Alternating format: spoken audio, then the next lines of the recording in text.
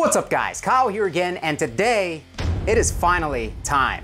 This is the most requested amp that I have ever had on the channel, and today it's gonna get belligerent. We are checking out the Bogner Uber Ultra 150 watt KT88 amplifier. Let's do it.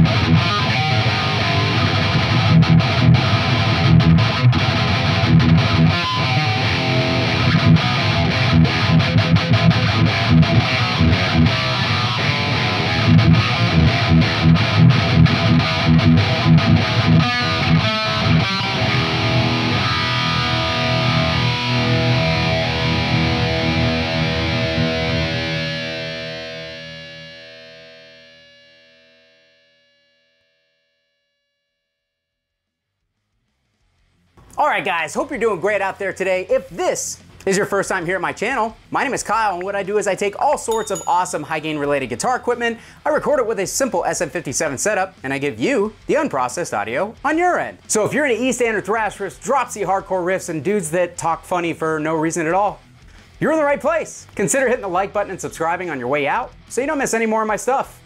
Thanks. All right guys, so the day is finally here. We are checking out the Bogner Uber Ultra. And man, what a pleasure and what an honor it is to have this amplifier here on the channel.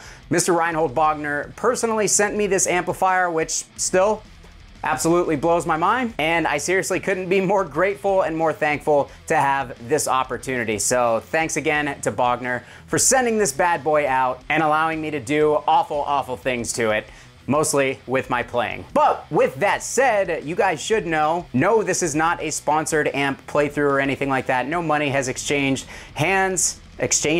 No money has, there's no money involved. I don't have any money. I spend it all on amps. But I am not being paid. This amp, I do not get to keep it. It is just a loaner for the purposes of this video. But just know, you're gonna get my honest thoughts and opinions as you always do. So keep that in mind. All right, so for those of you who don't know, what is the Uber Ultra? The Uber Ultra is the Ultra, or the final form, maybe, I don't know, of the Bogner Uberschall. The Bogner Uberschall is a pretty legendary high gain amplifier, especially in the boutique guitar amp world. It is just a massive, thick, chewy, mean sounding amplifier, and there have been a couple iterations of it over the years, but with the Uber Ultra, I think what Reinhold set out to do with his amplifier was to basically update it for modern times, not only in the form of like features, but just in the sound of the amplifier. Because even though you can get all of the sounds that you like out of the old Uberschalls, you can just do so much more with this amplifier, and you can get really modern and aggressive tones out of it, which on the older amps was really difficult unless you were putting some sort of EQ in the loop and a very aggressive boost up front or something like that. They're just a very thick, fat, smooth sounding high gain amplifier, and although this amp can do that in spades, it can also do the very modern high gain, super aggressive, clanky, downtune, coctois, all the buzzwords. It can do all of those tones very easily. So that being said, I'm going to do my absolute best to not talk much, because there is so much going on in this amplifier that it's going to take me quite a while to get through all of the features and stuff and show you guys the amp to the best of my ability. So this is a 2-channel amp. There are 3 different versions. I have the KT88 150 watt version. There's also an EL34 and a 6L6 version. Channel 1 is kind of like a hot rodded Marshall style channel. You're gonna be able to get your crunch tones and everything like that that you want out of here. You're also going to be able to get it into the high gain territory, especially if you boost it out front. Channel 2, or the Ultra channel, is this the Ultra channel? This is your really high gain, modern, aggressive channel. This channel has tons of gain, No boost required to get it into the really truly high gain department of amplifiers. There's a department now. And on each of these channels, you guys can see we have some really cool tone shaping features that I will be going over. The higher gain channel here, especially the Metamorph control, which is interactive with the fat and tight switch down here. There is also a built-in boost. So we'll be checking out the built-in boost and seeing how it plays with the amplifier. We've also got dual foot switchable master volumes. We've got density. This control is really gonna come into play to shaping your tone because it makes a massive difference, even just with little changes. We've also got depth and we've got presence, but on top of that presence, we have a three-way switch for the presence. So like I said, tons of tone shaping options going on with this amplifier. It is not the easiest amp in the world to dial in. It definitely takes some trial and error switching through all of the many switches that are on this amplifier, but I promise you, once you land on something that gets everything close to where you want it, you're just a couple of tweaks away from having just a ridiculously massive and gnarly tone. On the back, there's nothing special going on really. You've got your foot switch jacks, you've got your speaker jacks, your effects loop send, you've got the ability to take the effects loop out of the circuit if you want to. And yeah, I think that that pretty much covers it as far as the features. So let's get into the tones. As far as this demo, we are using, of course, my Mesa 1999 traditional cabinet with the stock vintage 30s in it. We have an SM57 on those V30s. We are using my Balaguer Typhon at the moment with the Demore Duncan distortion. Words hard. In the bridge, and for that intro clip, I've got the boost board up here, which I don't normally do that, and I don't even know why I did it, to be honest, but it's gonna stay here. We were using the Lichtschlerm King and Yellow overdrive, my favorite overdrive, a very modern sounding overdrive though. We will be checking out, as always, multiple guitars. I've got active pickups, I've got PAFs, I've got a 7-string and down tune guitar, just to kind of show you the scope or the breadth of the tones available on this thing. So real quick, let's revisit that initial tone that I had dialed in with the Lichtschlerm King and Yellow, boosting it out front.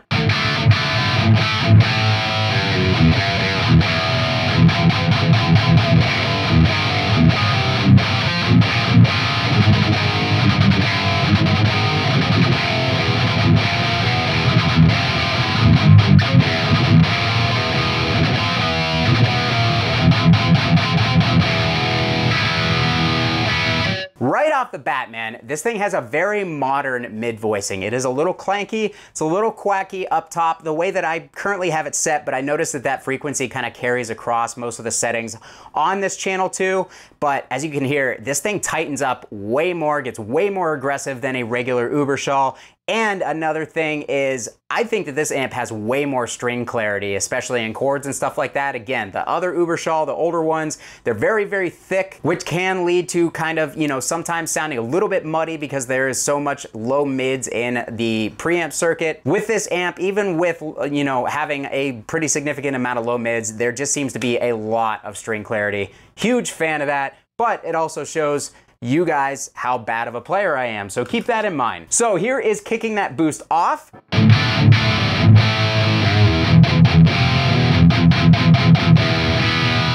So even with no overdrive out front, obviously it's less saturated and there are more lower end frequencies.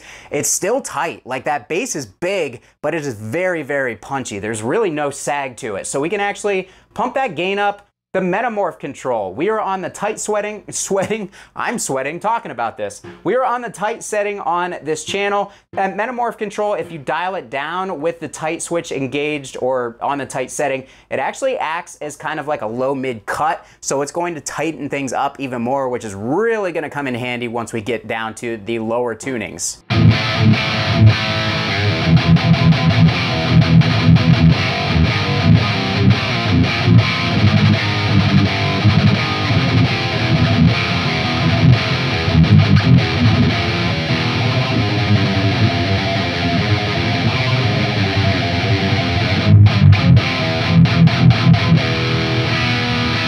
So yeah, massive, massive low end. We're gonna turn that gain up and turn the Metamorph back even more. I wanna get a little bit less on the depth. I'm gonna pull that density control back, and this density really controls the thickness in the power amp and how much low mid there is and how much of that, you know, top end is scooped off.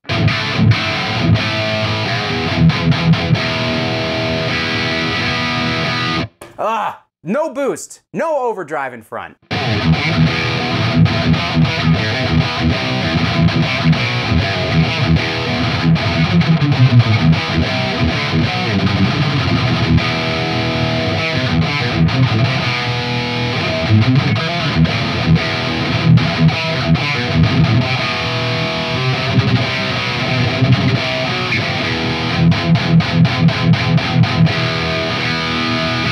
Yeah, man, right out of the box, I think this thing sounds incredible. I actually think that it kind of sounds better without an overdrive in front of it, which you guys know how rare that is for me. If you really want to get that top end sizzle out of this amplifier, I highly suggest using a 16 ohm cab. We are going to use it for a riff or two at the end of this video just to show you guys. So that's the super high gain channel. Let's move over to this first channel and mess around with that a little bit. See if we can actually get some like appreciable crunch tones out of this thing with a lower gain pickup. Lower output pickup. All right, guys, so I have my Heritage H150 with the Duncan Antiquity in the bridge, and we are on that channel 2. We are on the crunch setting down here.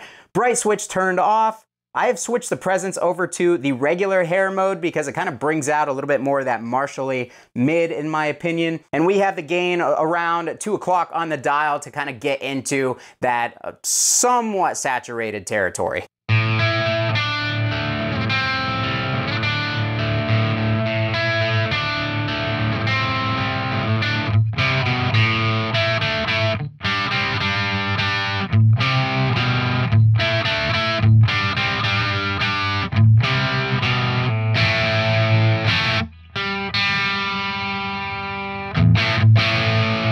So let's turn that density up and see if we can kind of thicken that up though. Okay, so big difference. Turn it back down to noon. Let's pull that treble back. Let's go ahead and max that gain out on this setting.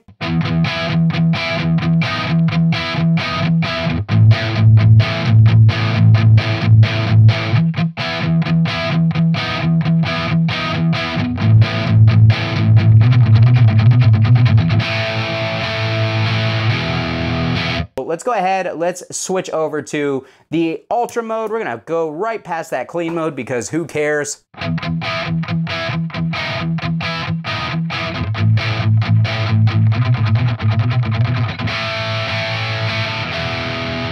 So at noon, we have as much gain as we had maxed out on the regular crunch setting on the switch. Let's go ahead and max this out.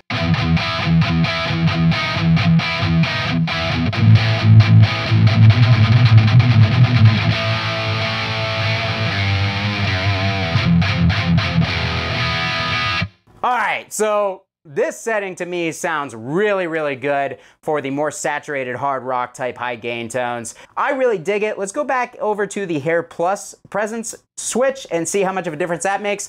When you move some of these switches, especially in the power amp, guys, you're gonna have to readjust all of your settings on your current channel because they have a massive effect on the overall tone, the tone stack, sweep, whatever. Once you kind of reshape things around whatever switch that it is you just changed, you might end up finding something you like even more.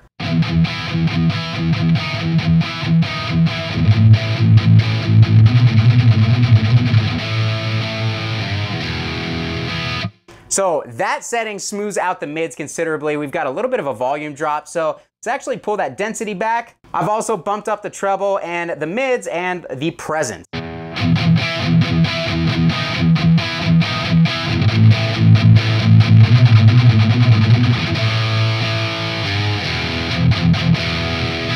Last, let's try the Ultra, or I think that's the Uber presence setting.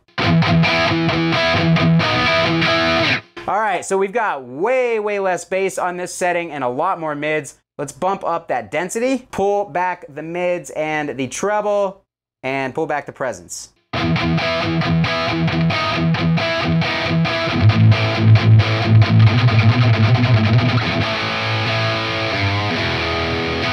No overdrive, low output pickup. This sounds really good, but wow, here's the built-in boost. Let's turn the gain down. So the built-in boost seems to accentuate those same quacky upper mid frequencies that I was talking about on channel 2.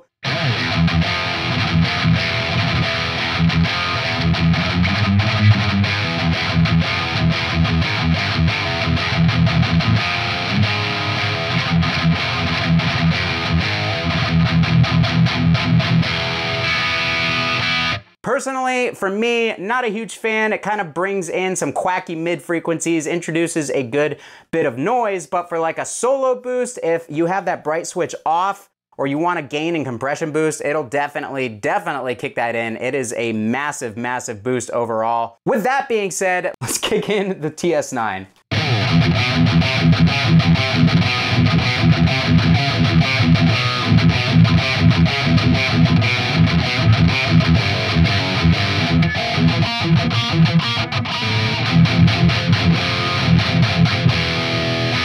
Yeah, there's just so many tone shaping opportunities and abilities on this amplifier. It's crazy. Let's grab a guitar with active pickups. I mean, this channel has more than enough gain, even on its own, even without a boost, to really get into that high gain territory. But let's see how it reacts to an active pickup, and then we'll move over to the very high gain channel. All right, guys, so I now have my old Ibanez S series here with an EMG 81 in the bridge. I have the amp dialed in as you see it on screen, and I have no overdrive out front.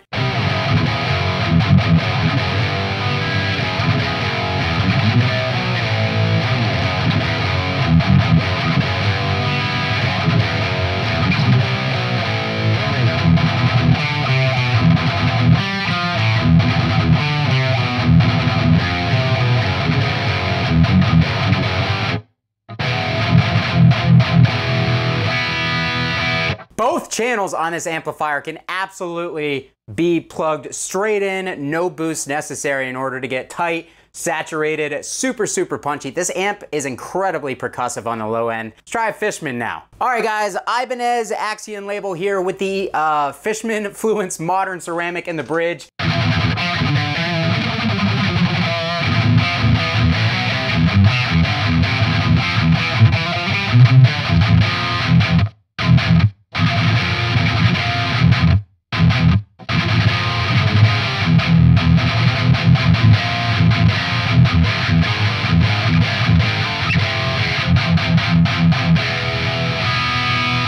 Quickly onto a drop C tuned guitar, and then a 7-string, then back over to the second channel. There's so much going on with this amp. Okay, guys, Gibson Les Paul Studio with the Duncan Jupiter in the bridge. We are in drop C. I have the amp set up as you guys see here.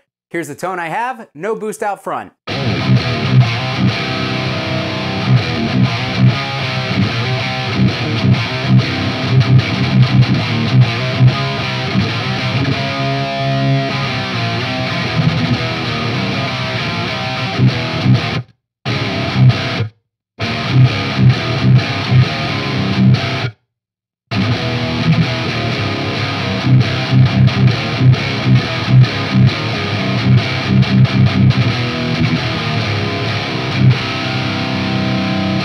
Last but not least, 7-string, and then we'll move over to channel 2. We'll do it all again. All right, guys, Schecter Hellraiser Hybrid PT EMG 57 in the bridge. Again, straight into the amplifier, set up as you guys see here.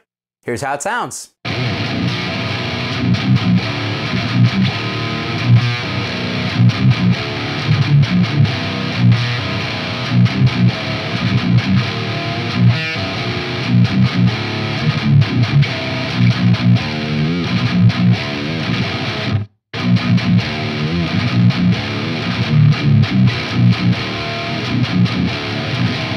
This is definitely a tweaking man's amp, and I'm not talking about meth. So let's go back over to channel 2. All right, guys, I am back on my Heritage to show you what channel 2 can do with no boost out front and with low output pickups. It can get as nasty as you absolutely want it to. The amp is set up the way that you guys see here on the screen, and it sounds like this.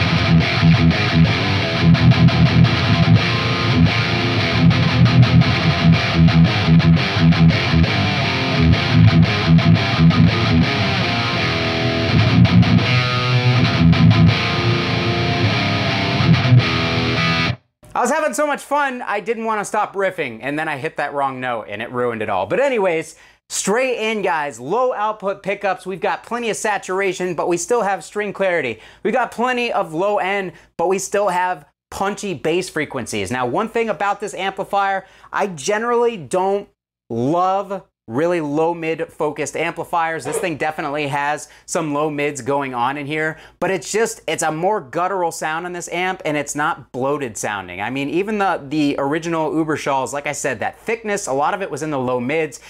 For my ear, it made it sound a little bit bloated, a little bit tubby. On this amp, even though there's a low mid focus going on, it doesn't sound like that. Like, it's still percussive. It's still angry sounding without sounding tubby. It's still thick, but there's plenty of string separation. Like, this is a really cool and unique amplifier. So let's move on to that EMG again. All right, guys, so again, still going straight in. I have switched the presence control over to the regular hair side. That's brought the mids out quite a bit more. It's given it a pretty vocal sounding mid-range. Turn the density up to basically accommodate that, because when you go over to that side, it thins the amp out a little bit. All you got to do, crank that density up a little bit more, pull that metamorph up a little bit more to thicken things up. EQ is set as you guys see it here.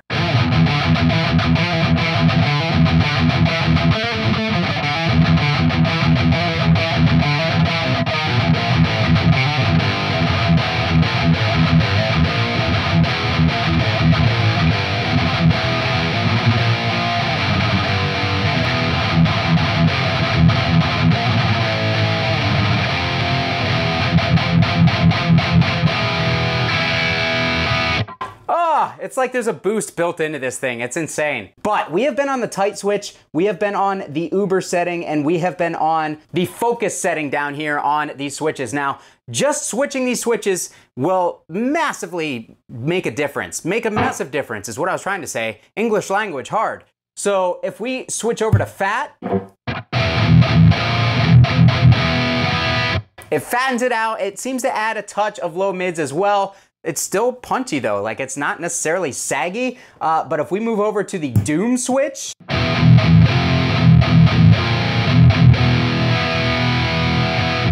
so what I'm talking about, guys, like any tone that you want out of this thing, you can get it if you just flip the switches and you really start paying attention to what the EQ does in each individual switch mode. Like, all I had to do was flip 2 switches and I went from super tight, modern, and percussive riffing straight to Doom tones. And that's not even touching the EQ, that's not touching the power amp settings. There's just so much tone shaping ability on tap here. Let's go over to the crunch channel or crunch setting.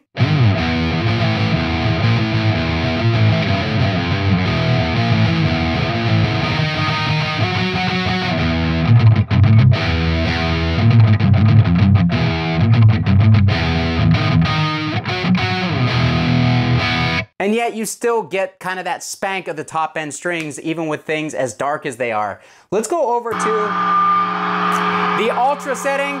This is where I'm talking about where the amp just has entirely too much gain. It's completely bypassing the gate in the loop at this point. Granted, the gain is dialed super high.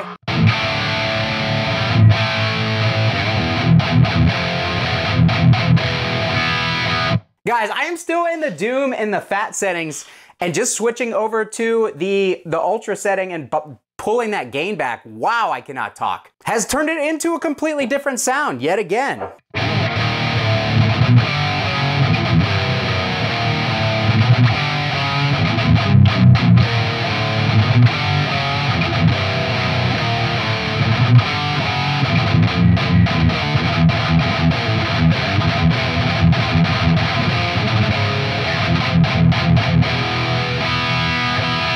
That sounds so good, and I didn't even touch the EQ or the power amp stuff.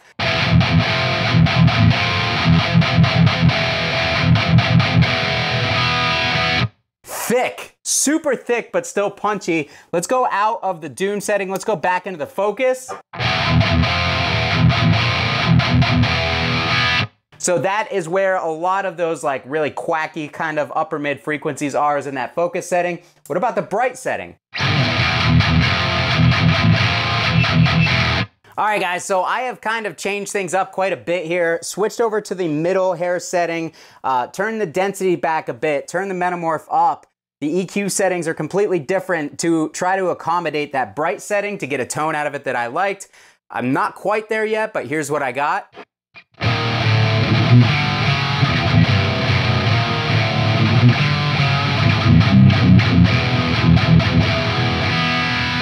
Yeah, that's just not for me, at least the way that I have it set up now. That would take some more tweaking. I want to go back to the Doom setting.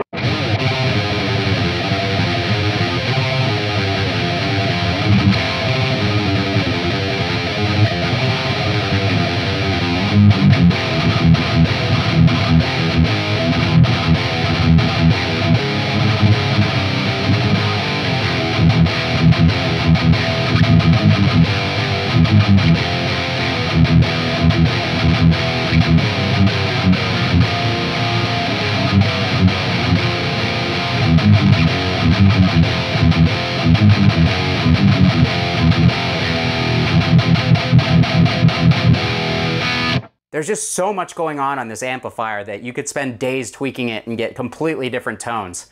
On to the Fishman. All right, guys, I've plugged the Fishman in. I've changed nothing. This amp is responsive to pickups as well because listen, same riff, different guitar, sounds really different.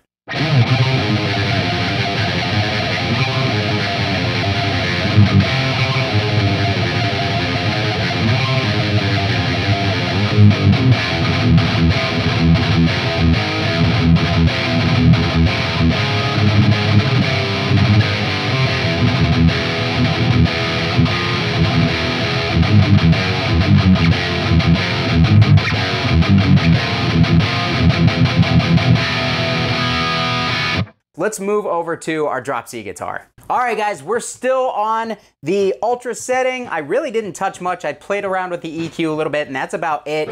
Drop C riff.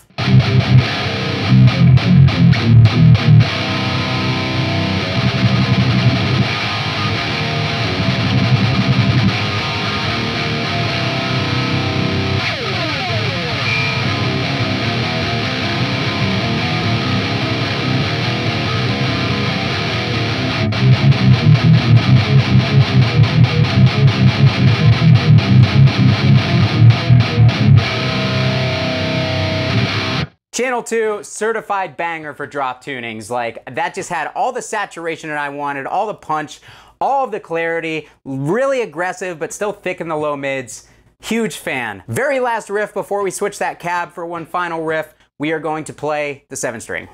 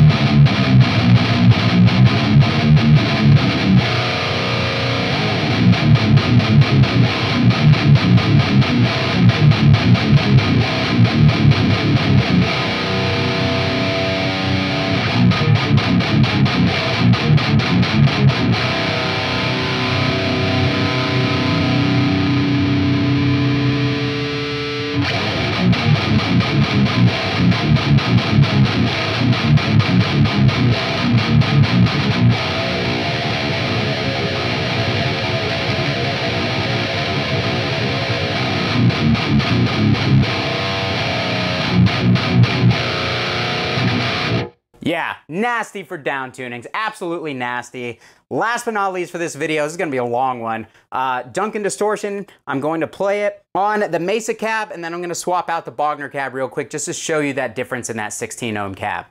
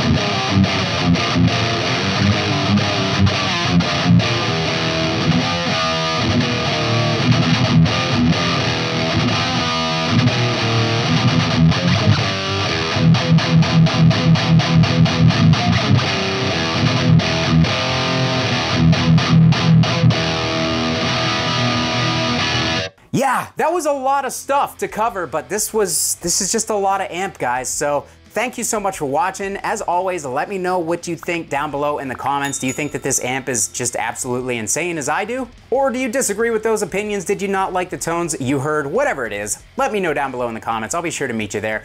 If you guys would like to pick up one of these amplifiers, I will put some links down below to Sweetwater. They have some of them in stock. They do not have the KT88 in stock at the time of this filming, but they have at least the EL34 model. This model goes for $3,500, I believe, and the EL34 and 6L6 models are somewhere around $3,300 at the time of filming. So again, affiliate links down below. Please click those if you intend to buy anything like this or any new gear at all. Really helps the channel. Again, another special shout out to Reinhold Bogner for sending me this amplifier. It really truly is an honor, and to see how far this channel has come, that I get opportunities like this, like, it's the coolest thing in the world to me. So yeah, that's gonna do it for me today, guys. Thanks so much for watching. Kyle here again. We'll see you next time.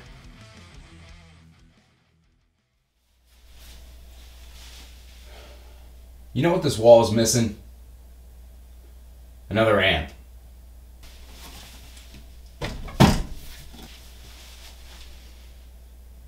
There we go.